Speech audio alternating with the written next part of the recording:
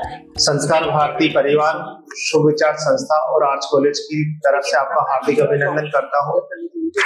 2 दिवसीय कार्यशाला के समापन सत्र के मुख्य अतिथि हमारे बीच में विराजमान है आदरणीय डॉक्टर सुरेश बबलानी जी। उनसे आग्रह करता हूँ कि वो मंच पे पधारे। आदरणीय डॉक्टर सुरेश बबलानी जी।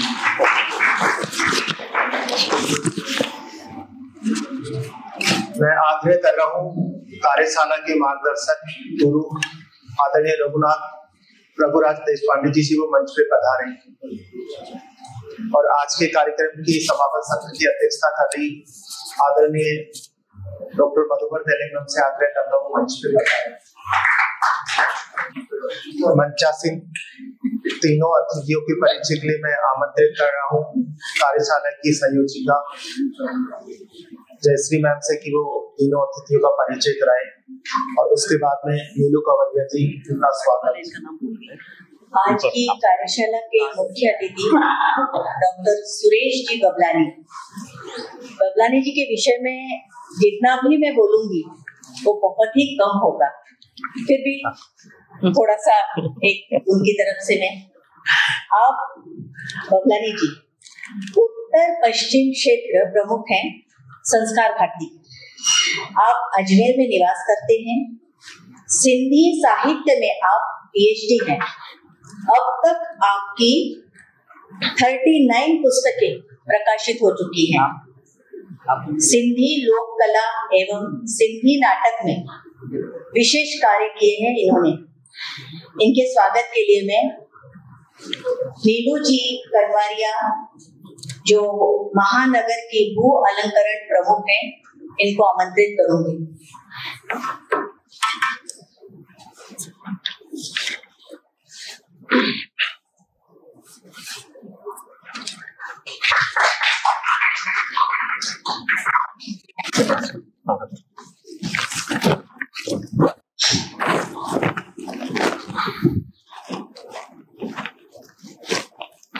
आज की अध्यक्षता संस्कार भारती जयपुर प्रांत की अध्यक्ष विदुषी प्रोफेसर डॉक्टर मधुकर तेलंग जी हैं। आपका परिचय देना यानी कि सूरज को दिया दिखाने जैसा है, फिर भी मैं प्रयत्न करूंगी। आप आकाशवाणी एवं दूरदर्शन की टॉप ग्रेड प्राप्त राजस्थान की प्रथम महिला ध्रुपद गायिका हैं। आपने पिछले 48 वर्षों से ध्रुपद गायन, लेखन, प्रशिक्षण, शोध, संगीत रचना, निर्देशन, विविध नवाचार एवं संस्थागत कार्य किए हैं। आदि सभी क्षेत्रों में आपने गहन अध्ययन कर अद्वितीय योगदान दिया है। आपको देश के प्रतिष्ठित ध्रुपद गायन विशेषज्ञ पद्मश्री पंडित लक्ष्मण भट्ट तेलंग जी की पुत्री एवं शिष्य के रूप में उनसे विरासत में संगीत शिक्षा मिली है। आपको गायन की उत्कृष्ट साधना के साथ उच्च शैक्षणिक रिकॉर्ड प्राप्त हैं। आपने संगीत में प्रथम श्रेणी गोल्ड मेडल के साथ पीएचडी की उपाधि प्राप्त की है। आप 1997 से Indian council for Indian culture relationship Delhi द्वारा अनुमोदित कलाकार हैं। आपके स्वागत के लिए मैं एक बार पुनः नीलू जी को आमंत्रित करूंगी कि वो मधु जी का स्वागत करें।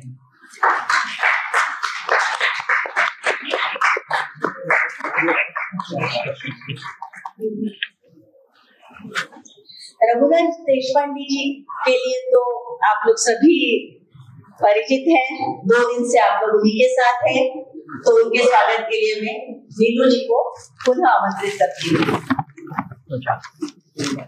और जितेंद्र जी को मैं आग्रह करूंगी कि वो आपके मंच को संभाले।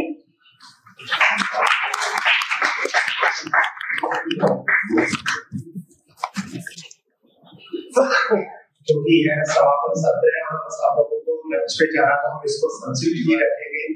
कार्यक्रम में वक्तव्य लेंगे देने के लिए मैं सबसे पहले आमंत्रित करना चाहूंगा हमारे कार्यशाला के मार्गदर्शक आदरणीय रघुनाथ देशपांडे जी से कि वो कार्यशाला के समापन सत्र में अपना वक्तव्य दें। मैं थोड़ा बदलाव चाहूंगा, जो लोगों का फीडबैक ले लो, उनको क्या मैं तो भाषण करूँ। हाँ, जो सर चाहते हैं कि जिन लोगों ने यहाँ कार्यशाला में भाग लिया है उनका क्या विचार थे इस कार्यशाला के बारे में, जो भी आप ऐसे कहना चाहे वो मंच पर आकर अपने विचार रखें, संक्षिप्त विचार। कोई भी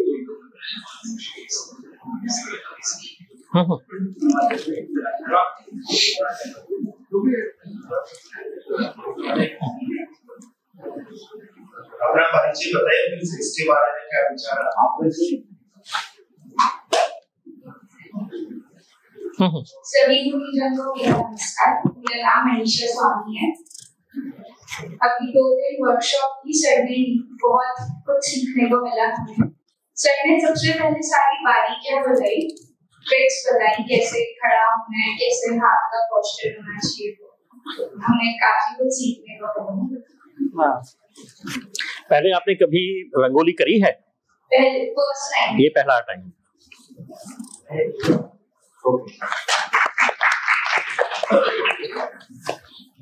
आप ऐसे ये आपने किया नहीं है।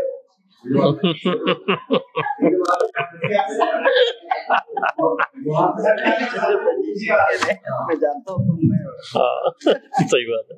प्रशिक्षक को पता है ना कि कौन बोल सकता है कौन नहीं होता। हाँ चलिए वहीं से बोलिए, कोई दिक्कत नहीं, वहीं बोलिए। हाँ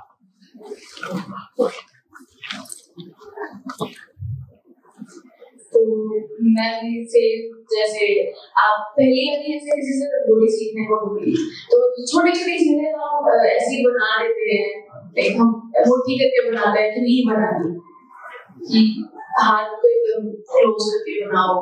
तो ये चीजें छोटी छोटी चीजें सीखने के लिए पहली बार, और बहुत सारे अलग अलग डिजाइन कैसे बनते हैं हम घर पे ऐसे ही बना लेते हैं, पर आज पहली बार।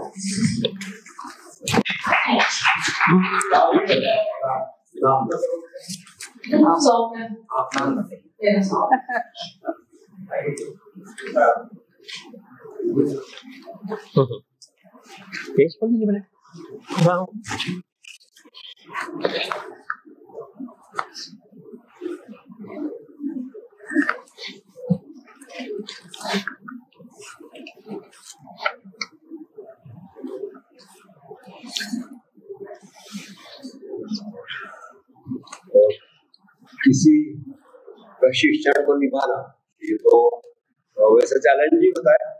नई जगह पे जाना, सभी वहाँ के जो भी प्रशिक्षणार्थियों के उनको समझना और हमारी बात उनको प्रात्यक्षिक रूप से सिखाना। तो यहाँ जयपुर में एक अच्छा अनुभव मिला। यहाँ के विद्यार्थी उन्होंने अच्छा प्रतिसाद भी दिया। इस कार्यशाला में जयश्री दे हर्षोलेकर और जितेंद्र जी सारे यहाँ की टीम ने मेहनत करके ये सारा आयोजन किया, उनको मैं धन्यवाद देता हूँ। इस वक्त में हमको एक ही कहना होता है कि भाई आपको निरंतरता से रियाज करना है, प्रैक्टिस। आप जब तक इसकी प्रैक्टिस नहीं करोगे आगे का जो एक्सपर्टाइज है, जो की सुंदरता है, वो आपको नहीं मिलेगी। तो हमारे इस वक्त में शुरुआत में यही कहेंगे कि जो कुछ भी आपने समझा है, जो कुछ भी सीखा है, उसको आप जितना भी समय दे सकते हो उसमें प्रैक्टिस करो। और जो कुछ भी नियम बताए, नियम होने ही चाहिए। हमारा दिनचर्या भी होता है, उसके भी कुछ नियम होते हैं। ऐसे ही रंगोली बनाने के नियम है, जो कुछ भी नियम बना है, पोजीशन सारा बारीकी बार बार नहीं बताएंगे, लेकिन नियमों को फॉलो करते हुए आप उसकी प्रैक्टिस करो। यहाँ के संयोजकों को हम एक विनती करेंगे, जब तक ये सारे लोग हफ्ते भर में एक बार 1.5 घंटा का रियाज नहीं करेंगे, कम से कम मिनिमम 1.5 आवर, उसको हम वीकली प्रैक्टिस वर्कशॉप बोलते हैं, साप्ताहिक मिलन 1 घंटा 1.5 घंटा, जो कुछ भी सीखा है उसको फॉलो अप करना है, प्रैक्टिस करना है। जयश्री तक है, नीलू है, सभी लोग मिलकर उसको चलाए, ये हमारा अपेक्षा अवश्य रहेगा। इसका परिणाम आपने कुछ फोटोग्राफ भी देखे, एक अच्छा अनुभव सोलापुर का है, 25 साल से वहाँ साप्ताहिक मेलन चलता है। आज ये स्थिति नहीं है कि 25 साल पहले कौन आया था वो आज कार्यशाला में आ रहा है कि नहीं आ रहा, वो तो कहीं तो सीखने जाएगा, शादी होकर दूसरी जगह जाएगा, फिर भी मेरे लोग जोड़ के 200 लोग 3 किलोमीटर रंगोली हर साल 25 साल से बनाए। तो आप अगर इकट्ठा आते रहेंगे, ये 25 साल पूरा होगा, 13 जनवरी को इस साल भी रंगोली बनेगी। तो यही कहना है कि आप इसको निरंतरता से प्रैक्टिस करो, घर पे तो करो ही करो, लेकिन एक अगर कुछ ऐसा वर्ग चलेगा तो सभी को आने में सहजता होगी, नई नई चीजें बनाएंगे। अगर क्रिएटिविटी देखा बहुत हमारे में इतनी सृजनशीलता है कि मैंने कल भी बताया कि यू कैन मेक मिरेकल। सारी चीजें हमको तो ये रंगोली हमारे में कहाँ पकड़ने आती, नहीं आती, लेकिन इतना सारा प्रभाव आप बना सकते हो, आप में उतनी क्षमता है, तो आप इसका प्रयास करते रहो। दूसरी बात मैं बताऊंगा, हमारे यहाँ जो माहौल है, वातावरण वो अच्छा है। मणिपुर जैसी स्थिति में 8, 9, 10 दिन का कार्यक्रम, वहां के लोगों को भी इसमें रुचि रही है, बराबर, तो हमारे लिए तो आसान है ना इकट्ठा आना। तो ये जरूर प्लान करो कि कार्यशाला साप्ताहिक चलाए और एक आधा प्रोजेक्ट बनाए। दिवाली आ रही है, यहाँ सारे महोत्सव भी होंगे, आगे हमारा 22 अप्रैल को गणतंत्र दिवस होता है, तो अलग अलग प्रोजेक्ट ध्यान में रखते हुए आप उसको चलाए और संपर्क बनाए रखें। और जो कुछ भी वैचारिकता, जो कुछ भी हमने हर एक प्रतीकों की जो वैचारिकता बताई है, उसको भी ध्यान में रखिए। हमारे गुरुजी ने बार बार बोला है कि आप जब किसी को रंगोली सिखाओगे, उसकी ज्योमेट्री, कलर स्कीम, कंपोजिशन, ये तो सिखाएंगे, लेकिन उसके आगे बढ़ के आपको उसका भाव क्यों निकालना है, बराबर। तो ये समझ के आप अगर रंगोली निकालोगे तो आपके लिए अच्छा रहेगा, सामने वाले का अच्छा प्रभाव आपको मिलेगा।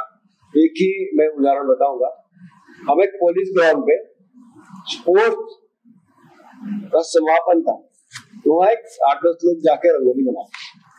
वहाँ का जो कमिश्नर था, पुलिस कमिश्नर, कुर्ती डाल के हमारी रंगोली का आनंद ले रहा था।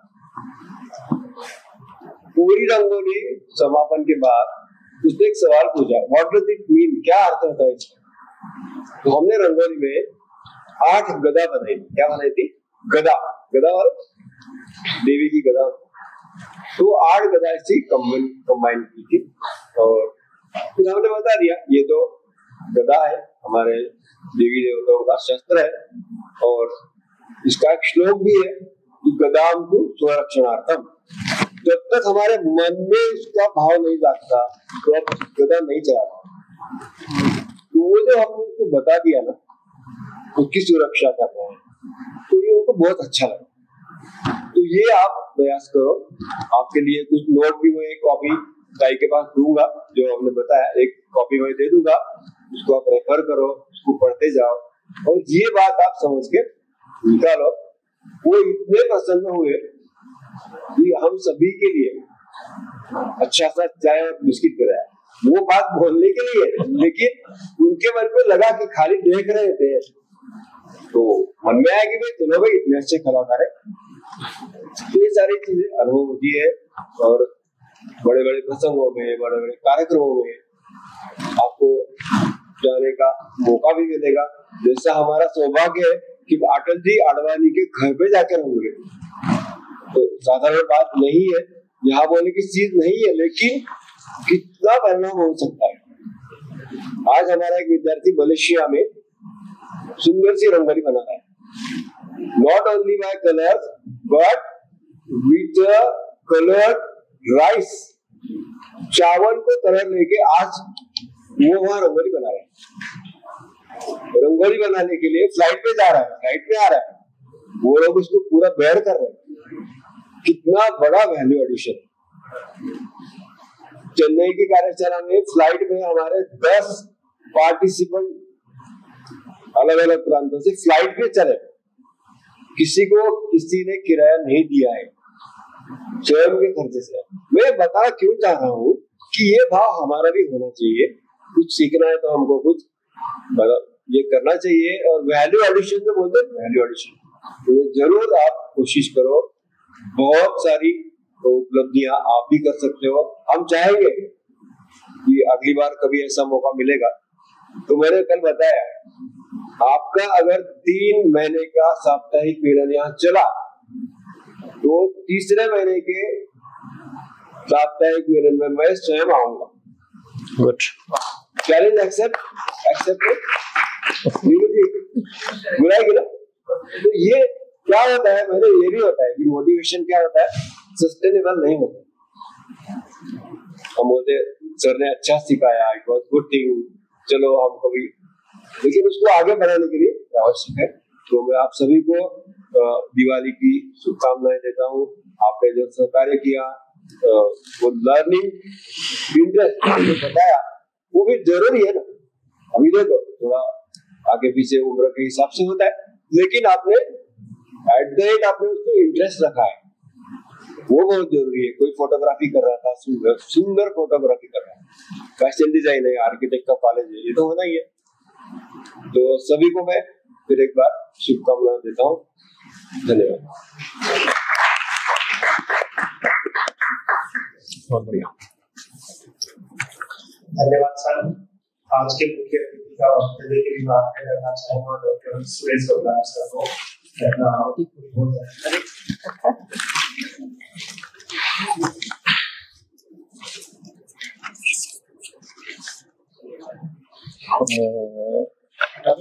इसको हटा दीजिए, बहुत ज्यादा जाएगा।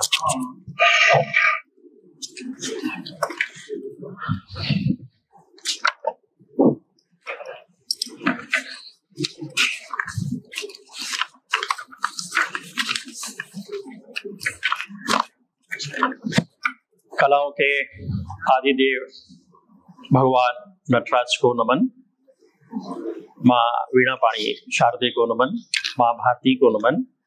मंच पर मेरे साथ विराजमान संस्कार भारती जयपुर प्रांत की अध्यक्षा, जो स्वयं एक ध्रुवपद गायन की सशक्त हस्ताक्षर है, माननीय मधु जी, और आपके साथ गत 2 दिनों से काम कर रहे कार्यशाला के मुख्य प्रशिक्षक आदरणीय रघुराज जी, और मेरे सामने बैठे हुए हमारे संस्कार भारती के लोक कला और वनवासी और जनजातीय कलाओं के मुख्य संयोजक निरंजन पंडा जी, आदरणीय रविंद्र भारती जी, इस कार्यक्रम के संयोजक जितेंद्र जी और जयश्री जी हर्षोलेकर, वीनू जी कंवरिया जी, इस कॉलेज के प्रशासक और मुख्य प्रशासक जी, दोनों में से केवल जो प्रशासक है वो उपस्थित है दीदी, अभी हम मिले ही थे उनसे।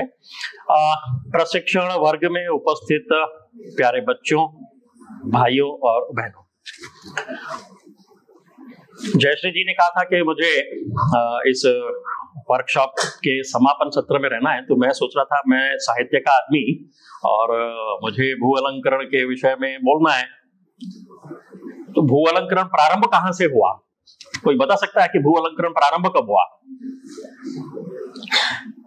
कोई बता सकता है क्या? नहीं बता सकता। कार्यशाला में हमने अलंकृत करने की विधि सीख ली। हम अभी भारतीय पर्व की ओर बढ़ रहे हैं, जिसे हम दीपावली कहते हैं। दिवाली के दिन भगवान राम ने अयोध्या में 14 वर्ष का वनवास व्यतीत करने के बाद प्रवेश किया था।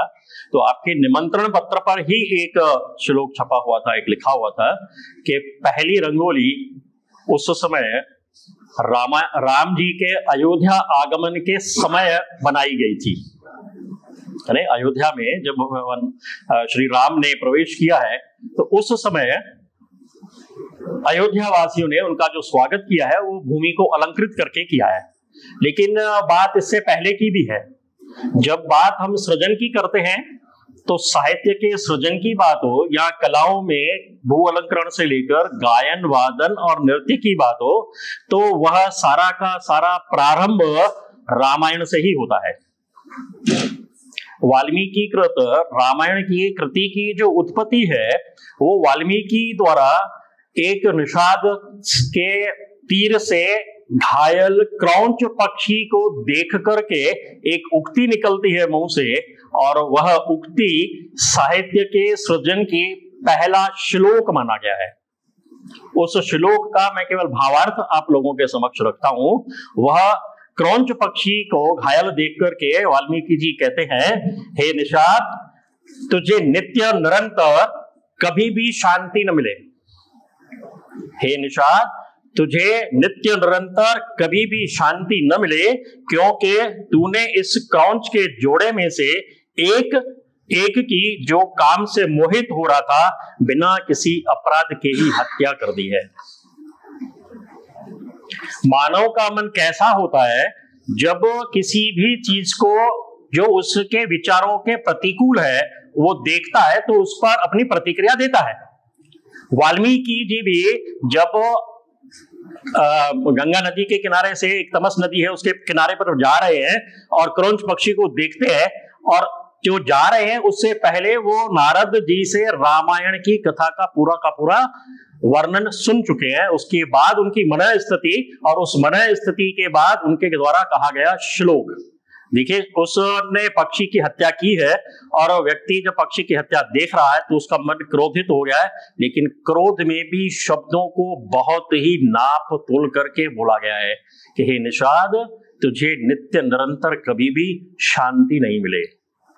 यदि हम अपने सामान्य जीवन में देखेंगे तो सामान्य जीवन में कभी हमारे ऊपर ऐसा कोई आघात हो जाता है तो हम एकदम से चिल्ला पड़ते हैं। पुरुषों की बात करूं तो माँ बहन से लेकर के पता नहीं कहां तक पहुंच जाते हैं, और अगर महिलाओं की बात करूं तो वो सत्यानाशी से लेकर के पता नहीं कहां तक पहुंच जाते हैं।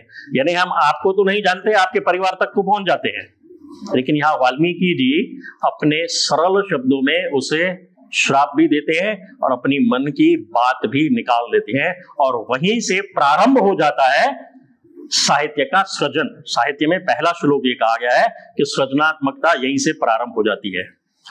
उसके बाद जब अयोध्या कांड प्रारंभ होता है तो अयोध्या कांड में वाल्मीकि बताते हैं कि अयोध्या की नगरी में गलियों में संगीत गुंजायमान होता था, और उस संगीत में वीणा भी बजती थी, मृदंग भी बजता था और अन्य वाद्यों का भी वादन होता था, जिससे अयोध्या नगरी पूरी संगीतमय रहती थी।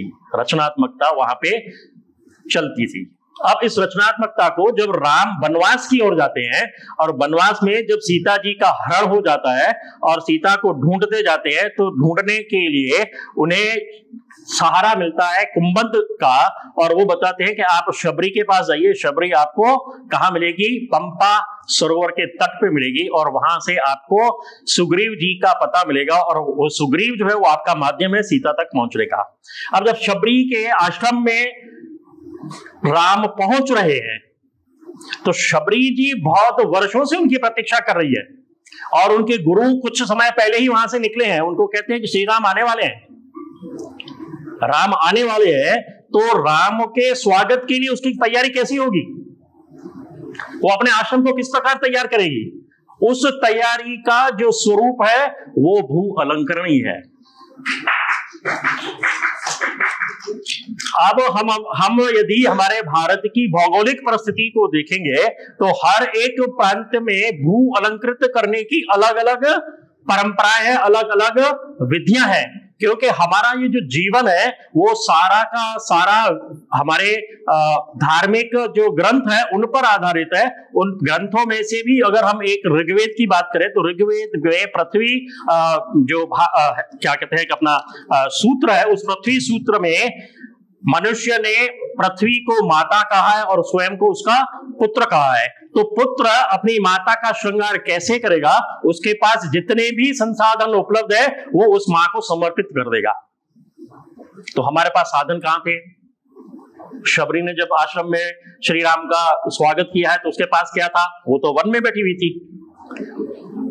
तो वन में से जो भी प्राप्त संसाधन थे उन संसाधनों का उपयोग किया है और उस उपयोग करके शबरी जी ने राम का स्वागत किया है, और यहीं से भू अलंकरण की विधि हमारी प्रारंभ हो जाती है। ये यहीं पे जाकर के समाप्त नहीं होती, शबरी इससे आगे बढ़ती है और राम जी को ले जाती है अपने नदी के तट पर और दिखाती है पूरा का पूरा अंधेरे में घिरा हुआ वन, और उस वन में चलता हुआ सप्त सागर, और उस सप्त सागर में स्नान कर करके निकले हुए उनके गुरुजन, और उनके गुरुजनों के वलकल वस्त्र जो है वो पेड़ों पर टंगे हुए हैं जो कि अभी तक सूखे नहीं हैं।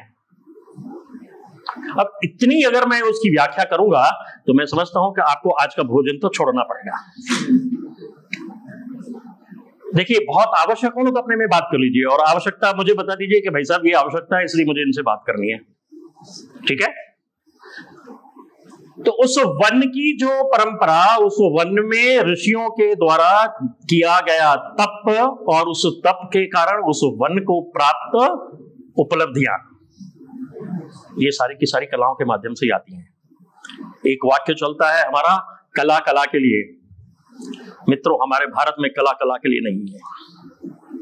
हमारे यहाँ कला आध्यात्म के लिए है, कला स्वयं के विकास के लिए है। और स्वयं का विकास कैसे होगा? तो एक दीदी भी बता रही थी कि हमें तो पता ही नहीं था कि मुट्ठी के माध्यम से हमारे को रंगोली बनानी है। तो ये मुट्ठी, ये पूरा हाथ खोल दो तो कुछ कर सकता है क्या? इस पूरे हाथ को मैं खुला रखूं तो इस हाथ में से कुछ हो सकता है क्या? कुछ नहीं हो सकता। यदि पेन पकड़ना है मुझे तो 2 उंगलियों का सहारा लेना पड़ेगा, 2 की बजाय 3 का भी सहारा लेना पड़ेगा, क्योंकि तीसरी वाली डेस्क के रूप में काम करती है, तभी जाकर के हम कुछ लिख सकते हैं। तो लेखन की परंपरा के लिए हमारे को हाथ की 3 उंगलियों की आवश्यकता हुई, और रंगोली की हमें बिंदु बनाने के लिए 5 उंगलियों की आवश्यकता हुई। ये 5 उंगलियां हमारे समाज के प्रतिनिधित्व करती हैं। यदि हमारा समाज एक साथ मिलकर के आएगा, एक ताकत के रूप में उभर करके आएगा, तो हम किसी भी चीज को प्राप्त कर सकते हैं, वरना हम किसी भी चीज को प्राप्त नहीं कर सकते। अब सीधा सीधा मैं आता हूं फिर रंगोली पे। रंगोली में रघुराज जी ने कल आपको बताया होगा कि एक पाउडर लेना है जो थोड़ा सा खुरदरा हो, और उसकी एक बिंदु बनानी है।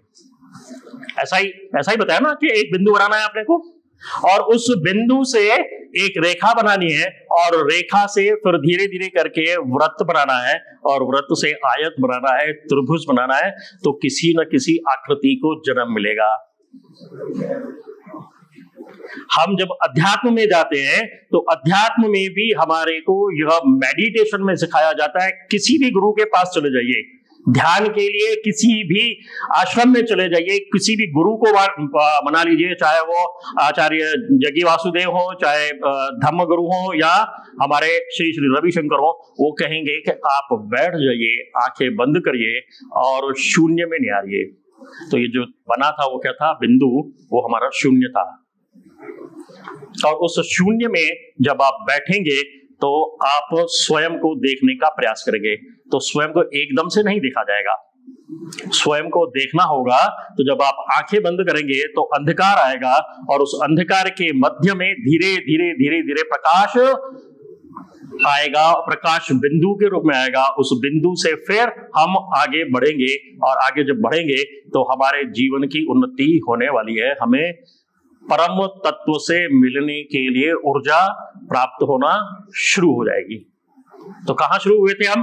बिंदु से शुरू हुए थे, और बिंदु पे ही खत्म होंगे। तो बिंदु से ही प्रकाश हमारे जीवन में आने वाला है, और यह जीवन तब हमारा सफल हो सकता है, क्योंकि अध्यात्म में जाने वाला व्यक्ति चाहता है कि मुझे पूर्ण रूप से मोक्ष मिले, मैं दोबारा यह जन्म नहीं लूं, और इसलिए उसको साधना करनी पड़ती है। और साधना कितनी करनी पड़ती है उसके लिए महात्मा बुद्ध को पढ़ लीजिए तो 1300 से 1400 वर्ष हो जाता है, कभी कभी एक एक जन्म, एक एक दो जन्म भी लग जाते हैं।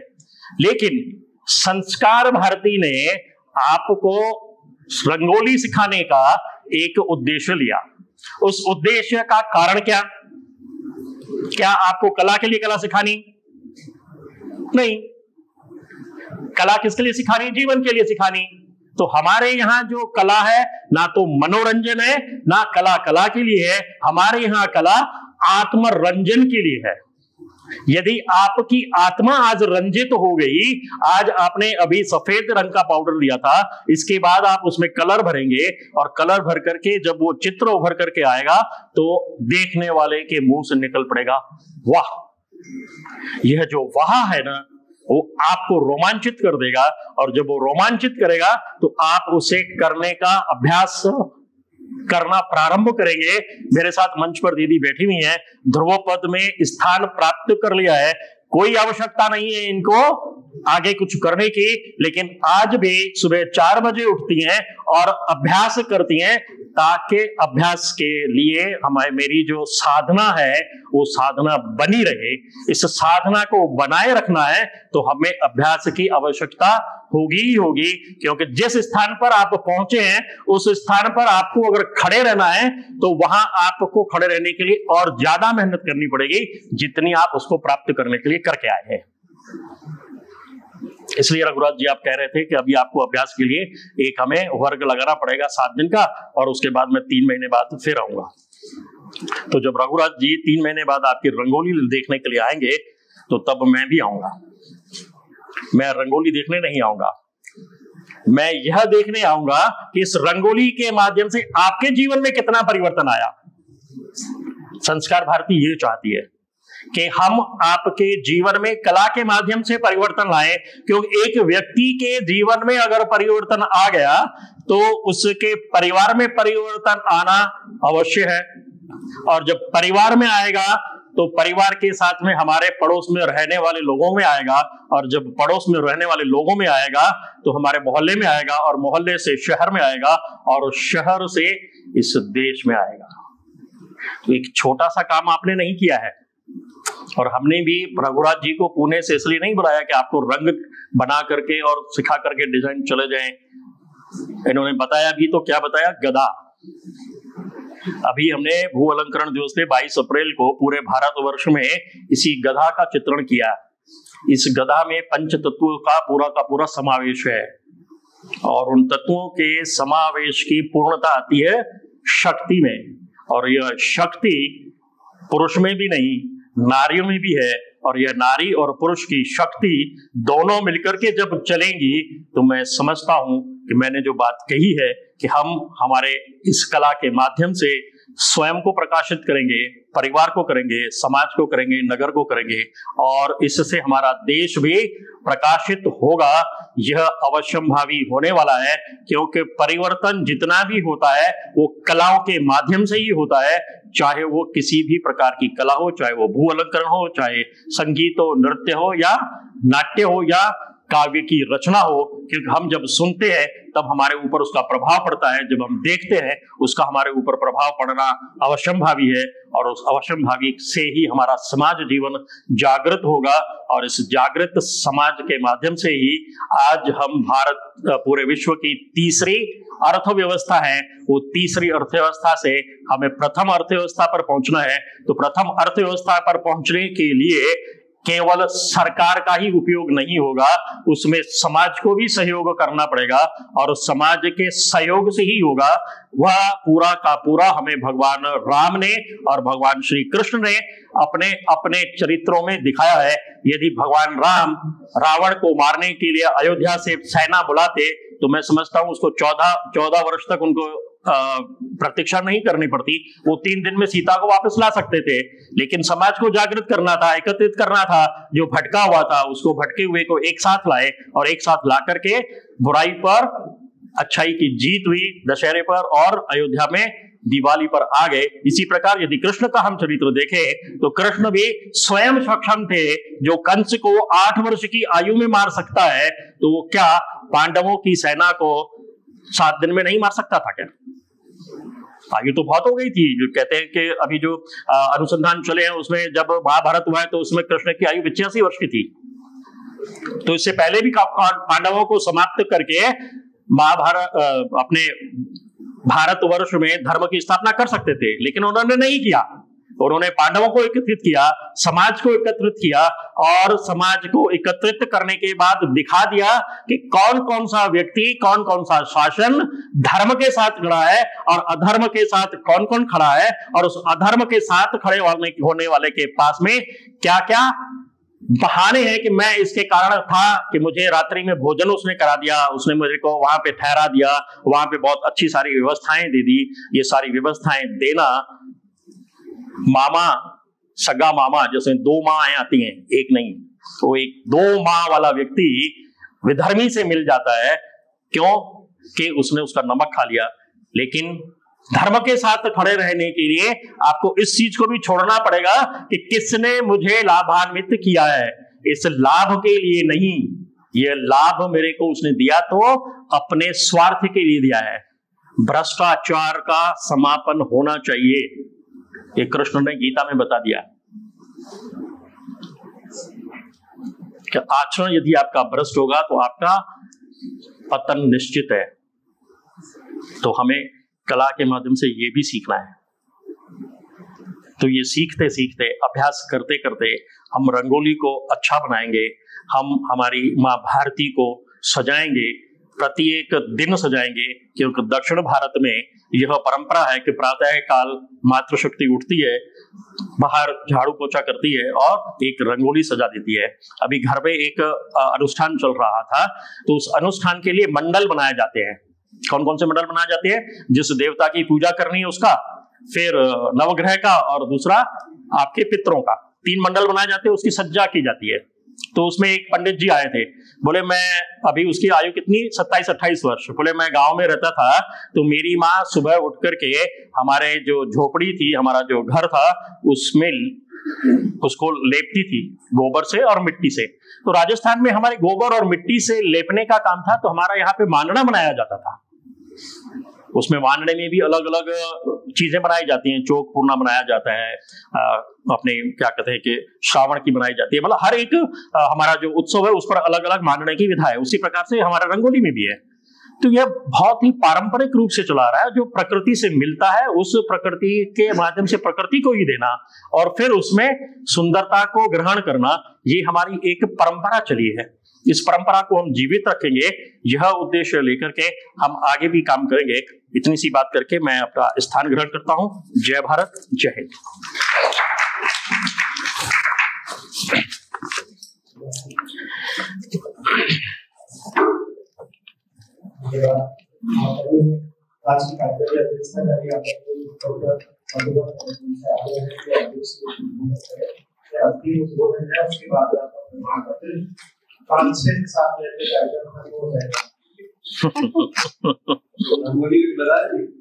हाँ, उसके बाद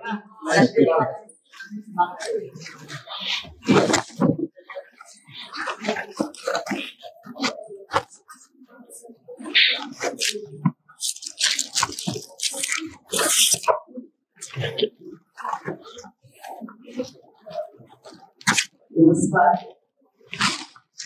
थोड़ा सा दीदी है कि 5 मिनट का कार्यक्रम खत्म हो जाएगा, यदि इसको संकेत की बात करूँ, सेक्शन में बात करूँ, कोशिश करोगे समझिए।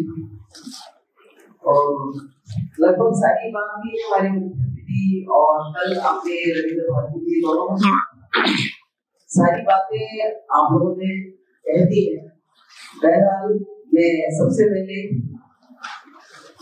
आज की 85 मुख्यमंत्री परम सम्मानीय डॉक्टर सुरेश गोपलानी साहब, उत्तर क्षेत्र प्रमुख, उत्तर पश्चिम क्षेत्र प्रमुख संस्कार भारती,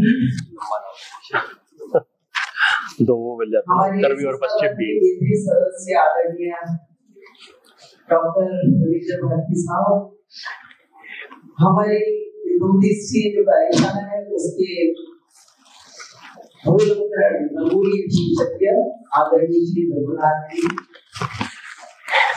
इस कार्यशाला की सहयोगिता उत्कृष्ट कलाकारों में उनको कहते हैं हमेशा जयश्री जी, जो भी हमारी क्लास की इस सहयोगिता है। महानगर की जो इस विभाग की सहयोगिता है देवी जी, और सह संयोजक जितेंद्र शर्मा जी, जो कि महानगर की संगीत विभाग प्रमुख है और इस कार्यशाला के सह संयोजक है।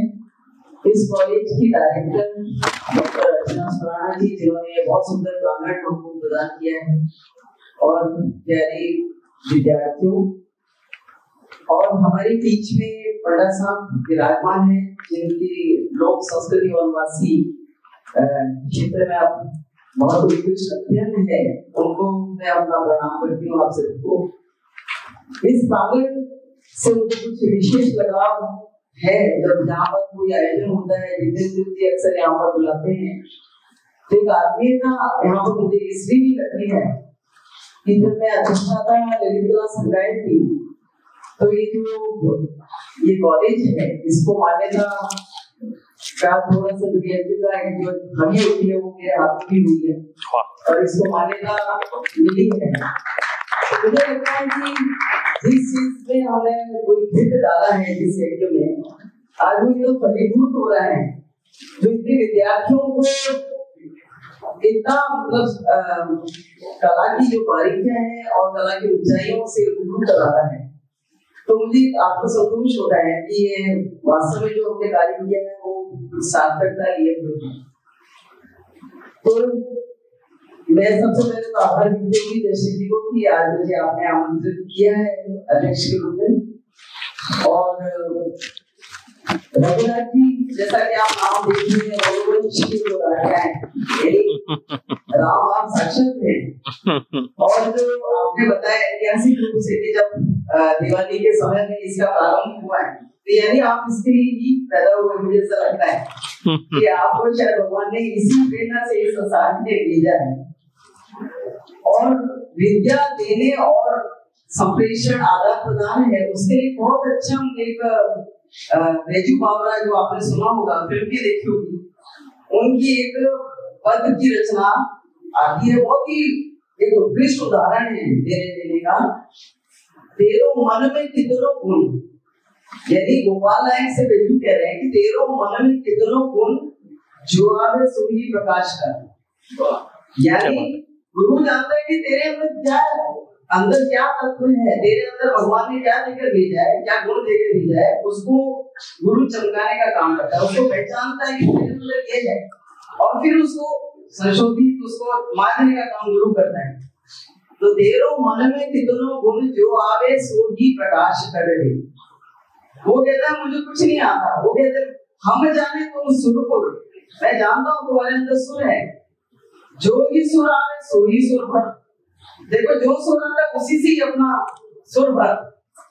और तेरे में कितनी शक्तियां हैं, पागल पिघलायो मृगन बुलायो। संगीत की शक्तियां क्या है कि यदि तुम्हें साधना करनी है तो यहाँ तक तो पहुंच सकता है, जो तानसेन जी ने भी किया, पागल पिघलायो मृगन बुलायो, जो बरसे मेवा सुर श्रुति भर ले। तो हमारी कलाओं में यह है कि जो बारिश भी लाती, और सात विद्या विमुक्त है, जो विद्या हमको मुक्ति तक पहुंचाती है, और जो विद्या ददाती विनयम, जो विद्या हमको इंसान बनाना सिखाती है, हमें विनम्रता पैदा करती है। श्रद्धावान लभते ज्ञान, यदि आप में श्रद्धा है तो आप उससे ज्ञान प्राप्त करेंगे, और वो विद्या आपको मुक्ति तक पहुंचाएगी। जैसा आपने भी कहा कि ये हमको मुक्ति भगवान से साक्षात्कार कराती है, इस संसार से हमें उस श्लोक में भी पहुंचाती है, भगवान से साक्षात्कार कराने का काम करती है। तो मेरा इतना ही आप बच्चों से कहना है कि अभी 2 दिन एक आपके अंदर जो सर थे, उन्होंने अंदर क्या है आप में, वो एक निकालने की, पहचानने की, अपने को पहचानने की आपने आपको एक कदम आगे आप बढ़ेंगे।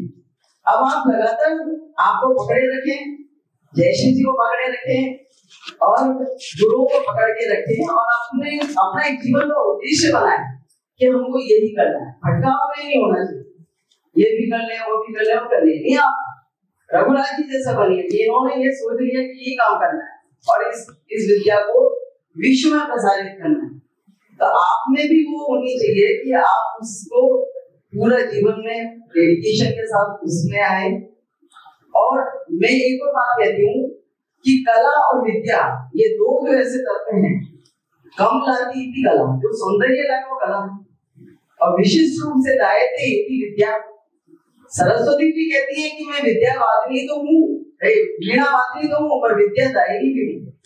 यानी हर व्यक्ति में कला के रंग होते हैं, कला का एटीट्यूड होता है, किंतु वो गुरु के संरक्षण में जब आता है और जब वो लोक स्वरूप से जो शास्त्र स्वरूप में जब ढलने लग जाता है, सैद्धांतिक रूप से ढलने लग, जैसा आपने बताया कि उंगली कैसे लगाना है, इसको ऐसे करना है, यहाँ हथेली रखनी है, इस तरह से रंग बढ़ना है, ये सब फिर विद्या की ओर अग्रसर होने लग जाता है। वहाँ गुरु की आवश्यकता होती है आपको।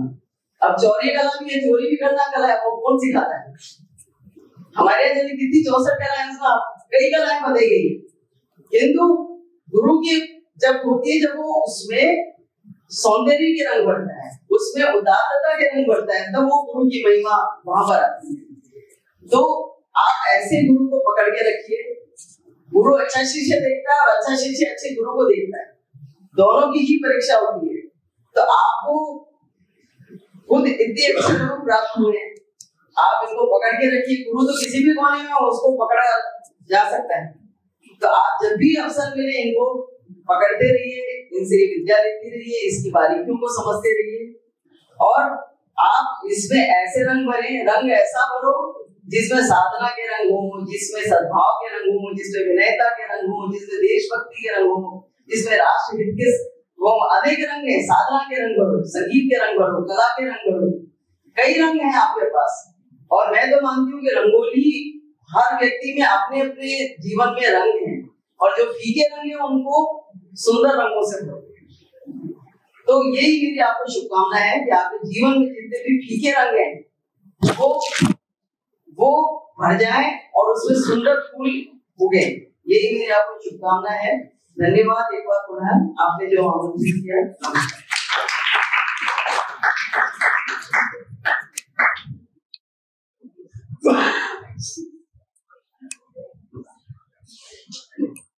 धन्यवाद।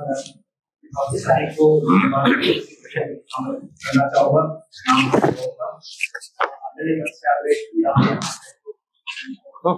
सबसे पहले लाफिया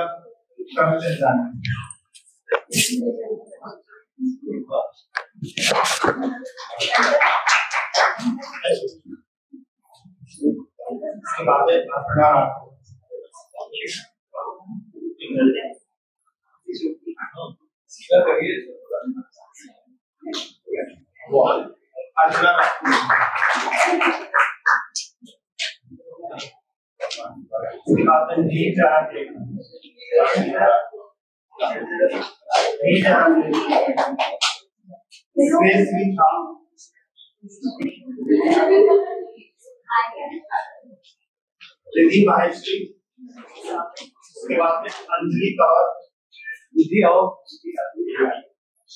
अंजलि कंवर,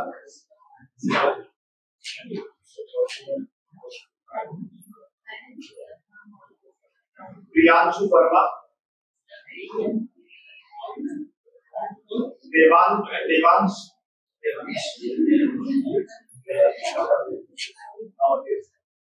लक्ष्मी कंवर, कनिष्का शर्मा,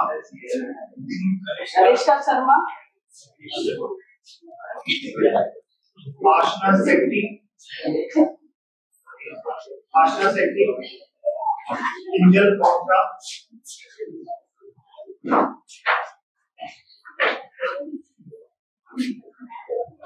राखी कसल,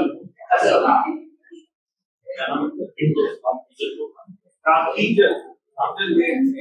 वर्षा भागव,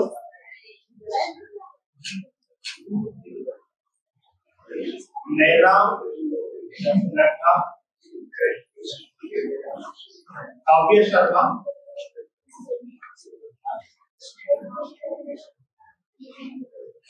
अभिनव कुलश्रेष्ठ, आगे बताइए आप।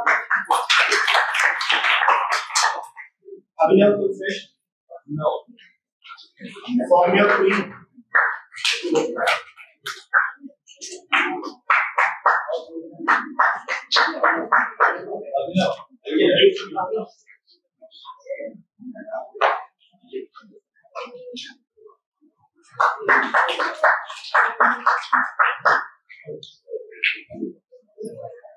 रिया पाल, रिया पाल,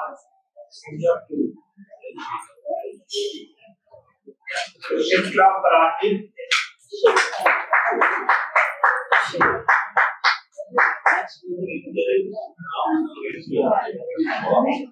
मनीषा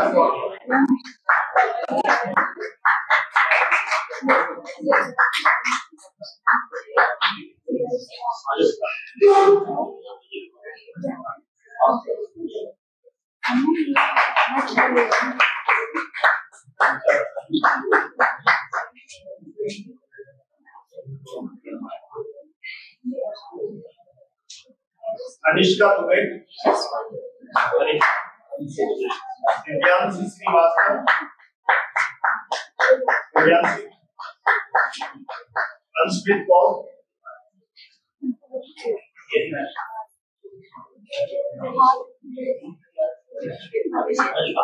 नुपुर अग्रवाल,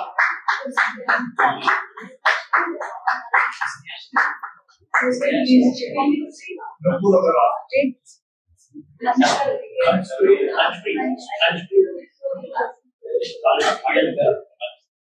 किरण अग्रवाल,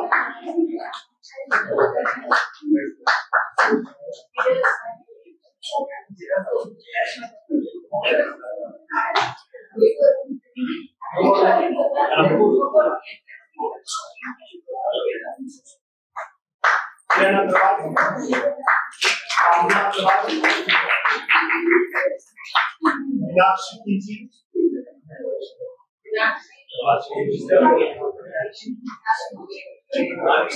कौशल्या बापुनिया, प्रियंका स्वामी,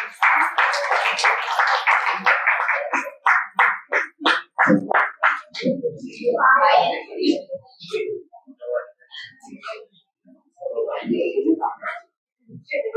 स्वामी,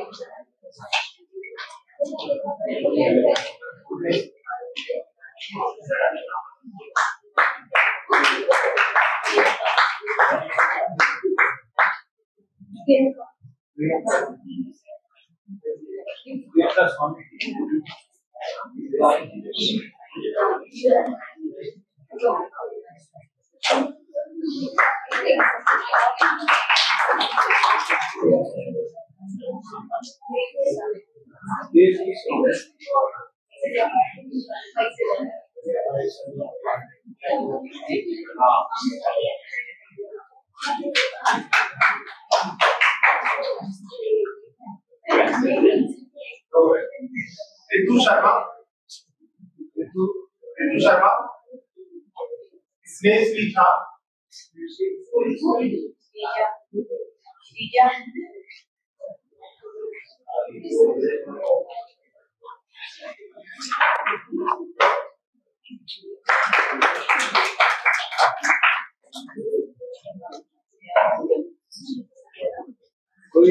कार्यक्रम का समापन के लिए मैं आमंत्रित कर रहा हूँ आदरणीय जय श्री राम से कि वो कल्याण से कार्यक्रम का समापन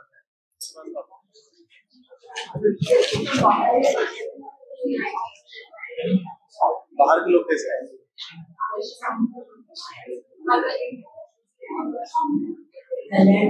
अभी चर्चा